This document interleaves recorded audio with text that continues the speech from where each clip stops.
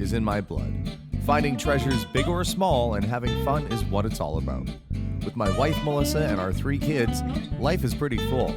But there isn't a mountain we can't climb together. This isn't your ordinary antique store. My name is Alex Archbold, and this is Curiosity Inc. I'm home, honey.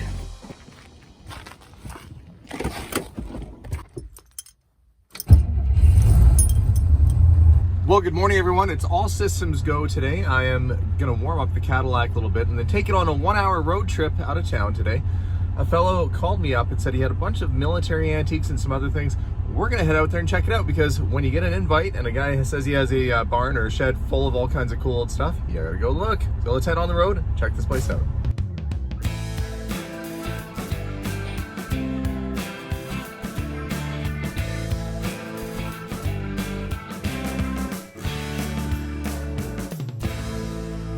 For having me out this morning. Yeah, no problem. And you do taxidermy too? Taxidermy, yeah. Okay, yeah, that's your main gig? That's what you do? Yeah. Okay, well, were you a little bit worried seeing a 64 Cadillac pull up that I might have something in the trunk for you? I think you're into the gangster thing. Nah, not so much. It's cool though. That's a nice looking car.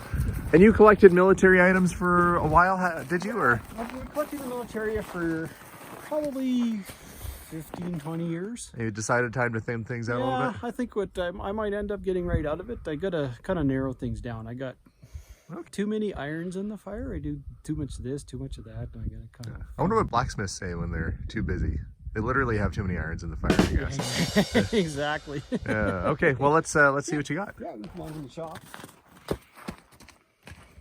Okay, well, it makes sense when you walk in the door that you've got, you know, all sorts of stuff. What is this? That looks like a tiger skull.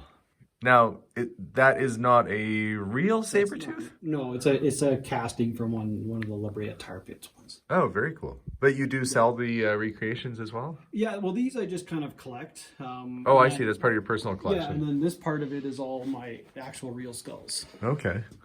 There's actually some neat pieces in there.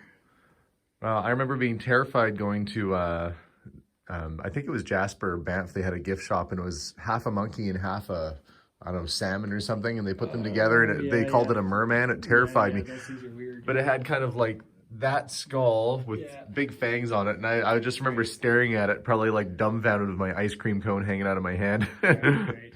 But yeah, it's got... This is kind of the one thing about this collection is because I'm a taxidermy shop, I'm licensed, and I have Fish and Wildlife come out here and inspect everything. Yep. So everything is all ready to go. Yeah, everything's all documented, and it's all ethically sourced stuff too. There's no poaching items. There's no illegal items. There's no nothing. I would never take skulls that somebody kills an animal just for the skull. I refuse that. So that I don't want any of that part of that kind of business at all. It's good to know. Well, let's have a look at your collection. We'll see. We'll start at some of the military stuff, and then we'll go over to the shed. Yeah, it's just quite the workshop going on here. This would probably haunt my dreams if if anybody ever broke in here in the middle of the night and they didn't know you did taxidermy, I'd fear for them, because they would have nightmares. Sometimes I have big full mounts. Right now I don't have a lot of big full mounts on the go. So. And so these are all clients' pieces that you're working on? Pieces, yeah. Okay. Yeah. Looks like we're all the big, well, some of these I might hold on to. Okay. Because I got on African stuff. Sure. Well, 5 minutes ago you were getting all out of this stuff, and now you're wanting to keep the African your thing. stuff I might keep for my rec room. Well, that's okay. Well, you got quite the little assortment of bayonets already. There's a bunch of these ones. Okay. And, yeah, you weren't messing around. You had a nice little collection of them. Yeah, some of them, like some of the highlight ones. That one's, unfortunately, you got the threads that pop a little bit there, but it's that's a US. I forget which, because I can't remember the name of the model numbers of all these, because That's okay. been dabbling in it in the last 3 or 4 years. It's challenging sometimes. If you don't deal in this, like if somebody deals in military, you can recognize things right off the bat. I used to. I could rattle off every one. Like I know this is French. No, this is French. No, this is probably one of the nicer pieces. It's got a maker date on it. Yeah. Or 1677. Looks like 1677 on there. Yeah, and that's actually nice shape. That's probably one of the nicer ones of the bayonet collection. Well, and this would be more like your musket, like your black powder. I think that might be a Snyder Enfield Canadian. Yeah. Well, I have seen those on. Actually, if you get that big triangular, they were not meant to recover from You know, scary. You put a triangular wound in somebody. That's not the greatest thing. Yeah, I know this one here is actually, these were outlawed by the Geneva Convention, I believe. Yeah. Because these are quite aged too. These are in the earlier. I know they've definitely been outlawed. But I know this is French labelle. Okay. Does that sound right? And so, was there a specific era that you collected, or just? Well, we'll go check my collection out. The main collection. Most of it's like a lot of the web equipment is World War II. Okay. 37 pattern stuff, but there's a little bit of Canadian. Probably most of it's Canadian because I got different eras. Like the Korean War era and then the Cold War era. I got stuff from both those time periods. Okay. As well. Well, great. Well, yeah. Mixed in with a bit of U.S. stuff. Like I think these might be American machetes. That looks American. That looks World War II, maybe. Yeah. This is this might be British.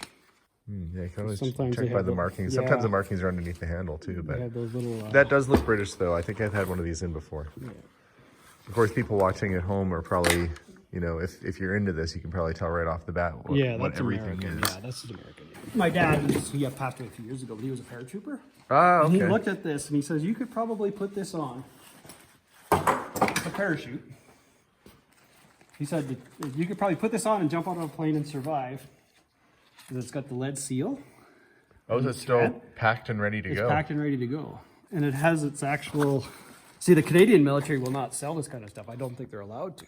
Right. So this comes from the States because they have to... What they got to do is they have to deactivate it. Right, but this is all. This looks like... I mean, I wouldn't... Yeah, I don't wouldn't think. strap it on and jump out, but I mean, you probably could. And it's got the little logbook that parachute log, and it shows when it was repacked. What year was it repacked? The last repack was in 96. 96. Okay. Yeah, I was in high school. So you... I'm not feeling that adventurous today. No, me neither. I told some guys at Eden North once a few years back. Yeah. So I got this old parachute, and one guy said, "I'll strap it on. We can put a reserve on just in case." I said, "Yeah, but I don't know if it's a square. It's Right. probably a big round one." But so some skydiving guy was willing to test it out. I'll throw that thing. Well, that's a future YouTube video right there. Convince a skydiving class to Well, you can put a reserve try on. an old parachute. Okay. But the thing is, it's probably a round.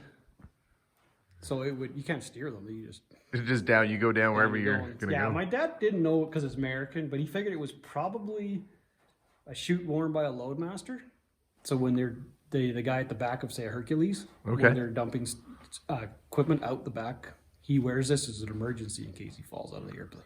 Right, and then if it's around, you've got no control. No control, no. So it might be. The military. I didn't want to take it apart because if I unpacked it, I'd never get it back together. That'd be quite the feeling to be parachuting out and not knowing where you're going to land. You must just be looking down, going, "Okay, there's a house, there's a lake, you know, there's a factory selling cushions like in the movies." But Yeah, there's actually some pretty good YouTube videos of paratroopers where they with the military guys and they get dropped in the wrong spot. oh yeah, And it's usually if they're on family-friendly YouTube channels, there's lots of beeping because they. I bet. It's like oh. Yeah, I think there'd be some 4-letter choice words coming if you use that thing. Either way, well, that looks terrifying. Yeah. Well, okay, I think this is the same. This is a empty bag with no parachute, but it's the same thing. same thing. Okay, An idea of the canister. maybe that guy tested it out and it didn't go so well. Okay, well, let's continue on. Yeah. Well, you want to head over? This looks kind of unique and special. So tell me about what we're looking at here. Yeah, this is my other kind of my big hobby. Probably one of the reasons to get rid of the military collecting hobby because they all take money. Oh yeah, This one's costing me a fortune, but it's cosplay. this is cosplay, and you I go have as the a guy boy. from Witcher. The Witcher, yeah, Geralt.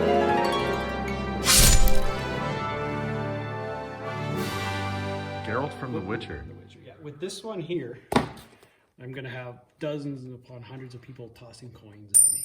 Oh, is that what they do? Well, there's this song in the TV show on Netflix. Okay. Toss a coin to your Witcher. So I know darn well at the Comic Cons I'm gonna have people. So what I'll probably do if they toss real coins, I'll just collect them all up and donate them to the kids' cottage or something at the end of the year. And you travel all around doing this, don't you? Yeah, I'm headed to a convention called KatsuCon next weekend in Washington D.C. or Maryland. Okay. So I'll be wearing this one. But I mean, you've put some good attention to detail with aging the leather, and you got the chainmail, and I've had this one for probably 3 or 4 years. Anybody that's Washington goes to Edmonton or Calgary Expos probably would have saw me in that one. okay. And then this is the new one. Now, I can see this is a lot of tops going on. If this is the whole outfit, that doesn't leave much to the imagination. That's like a Witcher skirt. There's got to be some other. Oh yeah, no, they're definitely black pants and a black shirt underneath. I mean, I don't know how that would work in your reputation in the hunting industry here, but you wear a black leather, studded. But I see you've got a build list here. Yeah, I do the build list. Yeah, left bracer, right bracer. It's funny because the taxidermy and a cosplay are so similar. It's all using reference to recreate something, and the more you have the ability to use reference, you can do a lot better job of I see. There's kind of the idea of what you're going for there. Yeah. Are you gonna look angry like that when you wear it? Oh, sometimes. You walk around looking all stern. When I do photos, I got to do this. I have so much fun with this.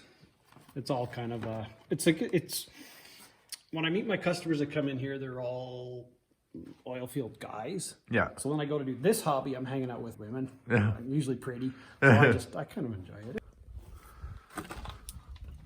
Hey, well, you're definitely not kidding about having some military. You've got radios, you've got some armaments, lots of uniforms, overcoats, and this is all stuff that's just been sort of packed in here, packed away.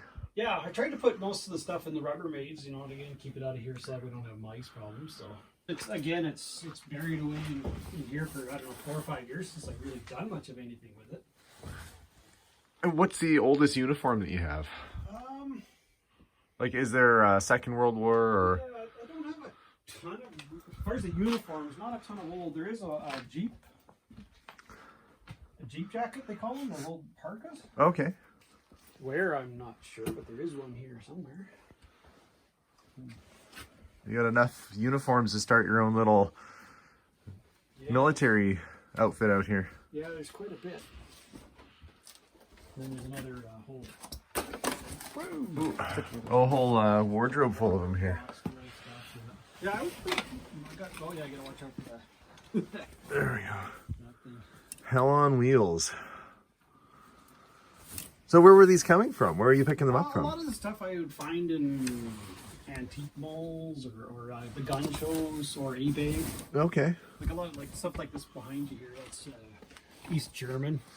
Oh. A lot of that stuff comes from eBay. There's a bunch of them. Like this here is again more German. Okay. There's Russian in here too. There's a Russian sniper outfit somewhere. Well, I'm sure you'll never find it. Yeah, it's paratrooper are really similar. So those are Second World War paratrooper boots. Yeah, I think so, but I'm not. I don't want to. A military expert might question that because right, but they might be a little bit later. But people still wear those sorts of things. You said that's Iraq. This is from the Iraq War. Yeah, it's mine tape. Oh. Mine warning. Mines. It says mines under the. Yeah, in English. Yeah. Wow. Yeah. Random stuff like this is World War II, and that's complete with all the stuff in it. Oh yeah, it's totally complete. He's got his. He's got the knife. It's got the boot brush. Yeah. Okay. Boot brush, his mess kit, the canteen. That's a whole soldier's. That's World War II. Okay, and I see you've got some good sized shells over here too. There's a few, yeah. Practice bombs and other sorts of things. Yeah. Okay, we'll have to do some digging. Stuff like that's World War II map case, an officer's map case, map. Oh yeah. It's quite the little drift back there. We'll almost need those snowshoes from in the shed. That's what you do in Canada in winter when you want to pick some cool antiques. Well, after much digging and deliberation, we found a few things. I'm buying some badges and pins. We're buying some medals, including some that go back to the Great War, and some helmets. We'll research that. We don't know if that's from the Boer War, but it's early. There's the flight helmet with the visor, some World War II helmets, and the main thing out of this collection was you bought bayonets forever. Yeah, there's quite a pile of them. We bought over 55 bayonets and military machetes and knives.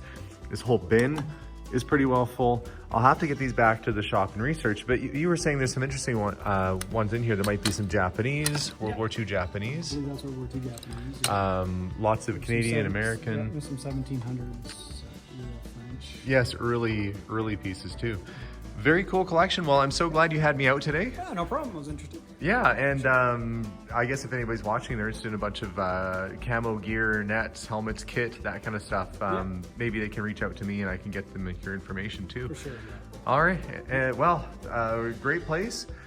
But thank you for having me out, and it's got some really cool collectibles to bring back. So thanks again, and hopefully I'll come by the shop when you're in Edmonton next. Oh, for sure, definitely, yeah. Sounds good. Yeah. Well, that's it. That ended up being a pretty fun visit. Went out of town, ended up finding a whole bunch of cool stuff, and super nice guy too. You never know what somebody's hobbies and interests are, from taxidermy to doing Witcher cosplay. Just a fun visit all around. So I appreciate you guys watching the channel. Don't forget to hit that subscribe button if you haven't already. You can check us out on Instagram at Curiosity Inc. YEG, and on Facebook under Curiosity Incorporated. Stay tuned for more episodes as we put them out generally weekly, and we'll see y'all soon. Bye for now.